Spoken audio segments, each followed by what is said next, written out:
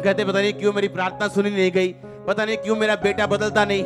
जब हम प्रार्थना एक गलत रीति के साथ करेंगे, कंप्लेंट से शुरू करेंगे, अरे प्रभु तेन देखता नहीं, प्रभु कह रहा है तेरे को आंखें दी हैं दो, देख बड़ी बड़ी।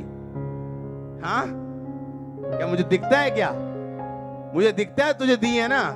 हाँ मुझे दिख। तो ऐसी फुलिश प्रार्थना नहीं करनी। प्रभु तुझे समझ नहीं आती? तेरे को बुद्धि देने वाला परमेश्वर क्या उसे समझ नहीं है क्या? हाँ मत करो ऐसी प्रार्थना। थैंक्स के साथ, हे पिता तेरा नाम पाक माना जाए, थैंक्स गिविंग के साथ अपनी प्रार्थना शुरू करनी।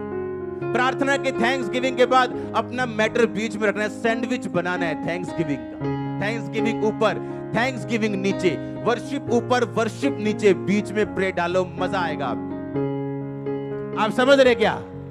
हाँ एक वचन लो, उसको खा जाओ, उसको खा जाओ। वचन लेना, उसको लिखा अपनी आंतड़ियां उससे भर लो कि एक वचन जब आप पढ़े कि धर्मी का वंश धरती पर पराक्रमी होगा, हेड होगा, पराक्रमी होगा। हाँ वो योद्धे होंगे, बेचारे नहीं होंगे। धर्मी का वंश पृथ्वी पर पराक्रमी होगा। हे पिता मैं प्रार्थना शुरू करूंगा इस तरह से, मैं तेरा थैंक्स करता मुझे बुलाने के लिए, अपनी दया मुझ पे प्रकट करने के लिए। तूने मुझे बुलाया, अपना वायदा मुझे दिया, अपनी प्रतिज्ञाएं मुझे दी जो बहुमूल्य है। मैं तेरे इस वचन को पढ़ता हूं जो सामर्थी, कितना आनंदित करने वाला वचन है कि तेरा वंश पृथ्वी पर पराक्रमी होगा। अब मेरे बेटे को छू, मेरी बेटी को छू, उन्हें पराक्रमी कर। जितनी आदतें पराक्रमी ना होने के लिए उन्हें मजबूर करती, वो आदत जाए। वो दारू की है, वो नशे की है, लड़कियों की है, वो जाएंगी कि नहीं जाएंगी बताओ? लेकिन जब प्रार्थना हमारी सिर्फ आंसू होंगे और असली शब्द नहीं मिले होंगे, वो उस तरह की बात हो गई कि वकील जज के सामने रोई जा रहे हैं पर अपना केस प्रकट नहीं कर रहा और जज कुछ नहीं कर सकता। उसने कहा मैं अपने वचन के बाहर आके कोई काम नहीं कर सकता। कितने मेरी बात को समझ रहे हैं? इसलिए उसने कहा इस पुस्तक को खा, आंतड़ियां भर, और फिर जब आप प्रेयर करेंगे, क्योंकि आपके अंदर वर्ड होगा, आपको मालूम होगा अपना केस मैंने किस तरह से लड़ना है, अपने परमेश्वर के सामने किस तरह से प्रमाण रखने। आमीन। अपना केस स्ट्रॉन्ग करके परमेश्वर के सामने रखो। हालेलुया। यहां 1000 ऐसे हैं लड़के जो बेस्ट वाइफ चाहते हैं पर उन्हें मालूम नहीं प्रार्थना कैसे करनी। भजन संहिता 128 में लिखा, तेरी पत्नी फलवंत दाखलता सी होगी, पर कभी प्रेयर नहीं की। तेरे बच्चे जलपाई के पौधे से होंगे, कभी प्रेयर नहीं की। नीति वचन 3 में लिखा, अपनी संपत्ति के द्वारा परमेश्वर की प्रतिष्ठा करना, अपने पहले फल उसके घर में देना।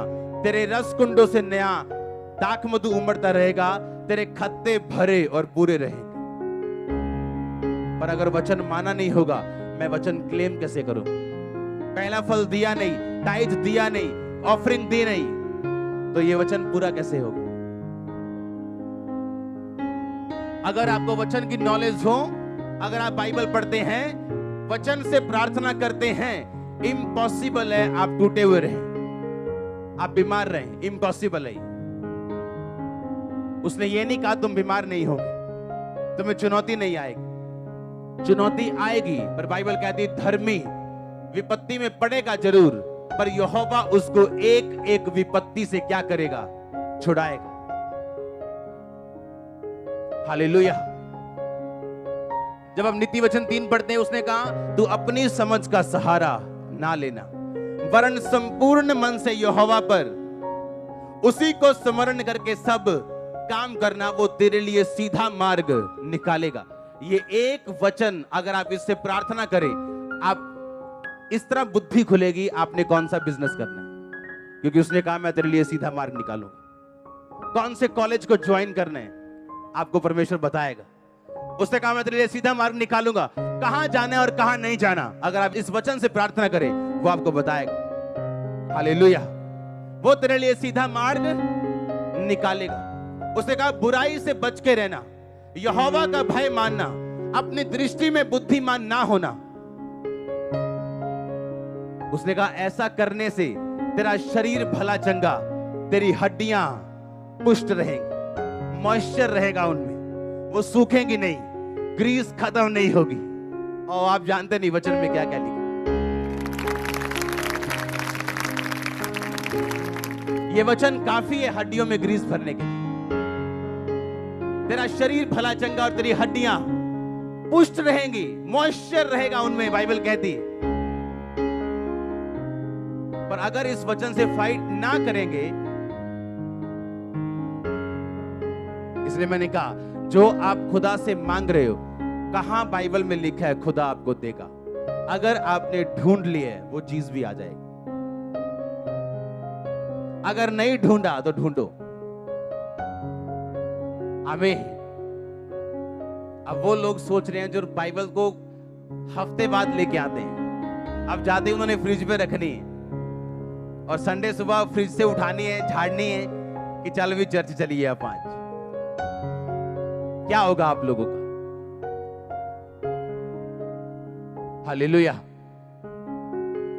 उसको पढ़ना, उसको खाना, अपनी आंतड़ियां भरना, ताकि जब आप वचन प्रार्थना करने के लिए बैठे, आपका वचन जो आपने पढ़ा है वो आपके अंदर से बोले परमेश्वर। आप मेरी बात समझ रहे कि नहीं?